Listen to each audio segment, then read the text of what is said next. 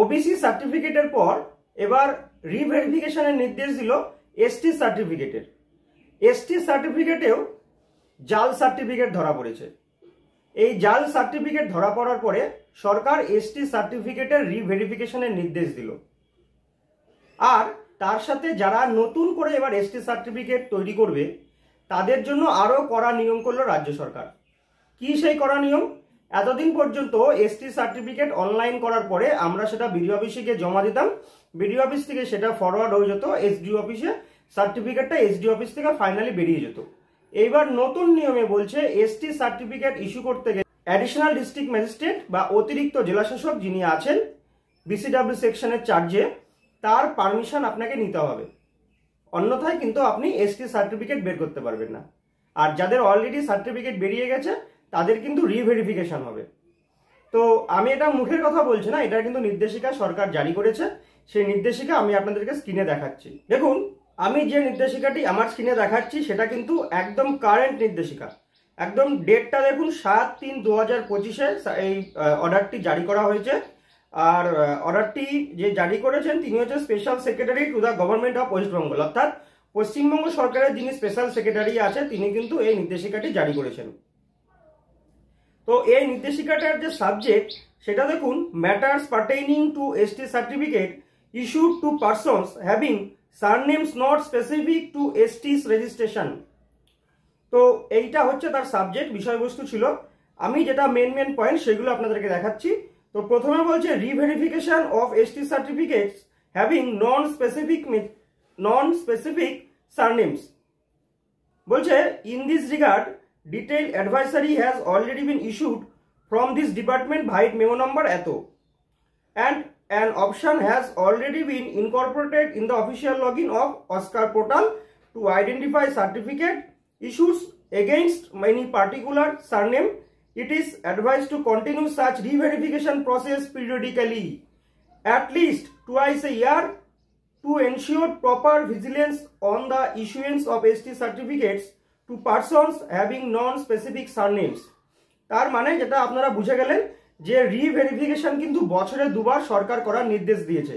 বছরে দুবার এই রিভেরিফিকেশনটি করতে হবে।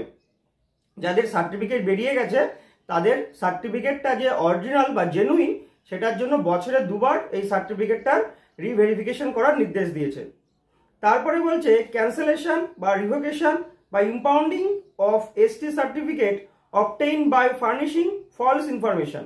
এটা আপনারা দেখে নেবেন। এই ওই যে রিভেরিফিকেশন হবে সেই রিভেরিফিকেশনের ক্ষেত্রে যদি কোনো সার্টিফিকেট জাল সার্টিফিকেট হিসেবে প্রমাণিত হয় তাহলে সেই সার্টিফিকেটটা কিন্তু সরকার থেকে ক্যান্সেল করে দেওয়া হবে বা বাতিল করে দেওয়া হবে।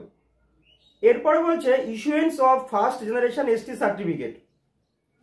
Disposal of the first generation ST certificate should be done in accordance with the provisions prescribed in memorandum eto issued by BCW department. However, socio-cultural customs and religious rituals should be verified through field inquiry in competition to the same of the respective community for first generation ST certificate applications with non-specific ST surnames। First জেনারেশনের যারা ST certificate অর্থাৎ যাদের বংশের certificate নেই, তো তাদের certificate বের করতে কিন্তু এবার খুবই কড়াকড়ি করলো রাজ্য সরকার। আর এই যে সার্টিফিকেট বেরোবে এর জন্য কিন্তু এবার ফিল্ড এনকোয়ারি হবে, অর্থাৎ আপনার বাড়িতে যাবে, বাড়িতে গিয়ে আপনার সমস্ত কিছু তারা এনকোয়ারি করবে, করার পর যদি মনে হয় যে আপনার সার্টিফিকেটটি জেনুইন তাহলেই আপনার সার্টিফিকেটটা কিন্তু ইস্যু হবে। এরপরে বলছে new module in online portal for issuance ST certificate having non specific surnames. এটা দেখে নেবেন। নিচের যে প্যারাটা দেখুন, আমি যেটা বলছিলাম, now as already advised by the highest level authority issuance of new ST caste certificate having surnames which are generally not specific to the particular tribe, issuing authority shall obtain prior permissions from the additional district magistrate, ব্র্যাকেটে দেখুন লেখা আছে BCW in charge of the district। অর্থাৎ নতুন certificate বার করতে গেলে additional district magistrate বা অতিরিক্ত জেলাশাসক যিনি এই কাস্ট সার্টিফিকেটের দায়িত্বে আছেন তিনি কিন্তু এই সার্টিফিকেটের পারমিশন দেবে, তবেই আপনার এসটি সার্টিফিকেট বেরোবে। তো এইটুকু ইনফরমেশন আপনাদেরকে দিলাম। আর তার সাথে আমি আরেকটা জিনিস আপনাদেরকে দেখাতে চাই। আমি প্রথমে বলেছিলাম যে সার্টিফিকেট কিন্তু অলরেডি বাতিল হয়ে গেছে। তো এরকম দুটো সার্টিফিকেট বাতিল করে সরকার তার পোর্টালে কিন্তু আপলোড করেছে। আমি সেখান থেকে ডাউনলোড করেছি, আপনাদের একবার দেখিয়ে দিচ্ছি।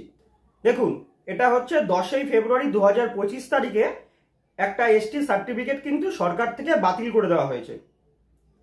তার নাম হচ্ছে লাভলি খাতুন। কাস্ট সার্টিফিকেট নাম্বারটা আপনারা দেখতে পাচ্ছেন, অথরিটি হু রিভোকড। বলছে SDO certificate cancelled by Chanchal SDO vide order number dated এত। তো এই ডেটে কিন্তু এই লাভলি খাতুনের সার্টিফিকেটটা বাতিল করা হয়েছে। হয়তো কোনো জাল সার্টিফিকেট বা ভুয়ো সার্টিফিকেট ধরা পড়ার কারণে কিন্তু এই সার্টিফিকেটটি বাতিল হয়েছে। আর একটা দেখাবো, দেখুন আরেকটি দেখাচ্ছি, পরমব্রত রায় এনার সার্টিফিকেটটাও কিন্তু বাতিল করা হয়েছে। ST certificate cancelled by Basirhat SDO vide order number dated এত। তো আমি কিন্তু দুটো উদাহরণ আপনাদেরকে দেখিয়ে দিলাম। এইবার রিভেরিফিকেশনে যদি আপনাদেরও এরকম ধরা পড়ে, তাহলে আপনাদের এসটি সার্টিফিকেটটিও কিন্তু বাতিল হয়ে যেতে পারে। আর আগামী দিনে এসটি সার্টিফিকেট নিয়ে আরো কড়াকড়ি করছে রাজ্য সরকার। এইটুকু ইনফরমেশনই আপনাদেরকে আজকে দেওয়ার ছিল। নতুন কোনো আপডেট আসলে এসসি এসটি ওবিসি সংক্রান্ত যদি নতুন কোনো আপডেট আসে, আমি অবশ্যই আপনাদেরকে ভিডিওর মাধ্যমে জানাবো। তো আপনারা যদি এই অর্ডার বা নির্দেশনামাটি নিতে চান, তাহলে আমি আমার ভিডিও ডেসক্রিপশন বক্সে এর লিঙ্কটা দিয়ে রাখছি, এখান থেকে আপনারা ডাউনলোড করে নিতে পারেন। বা যারা টেলিগ্রাম চ্যানেলে যুক্ত হতে চান, টেলিগ্রাম চ্যানেলের লিঙ্কও আমি ডেসক্রিপশন বক্সে দিয়ে রাখছি, আপনারা সেখান থেকেও ডাউনলোড করে নিতে পারেন। তো আজকের মতো এখানে শেষ করছি, নতুন ভিডিওতে আবার দেখা হবে।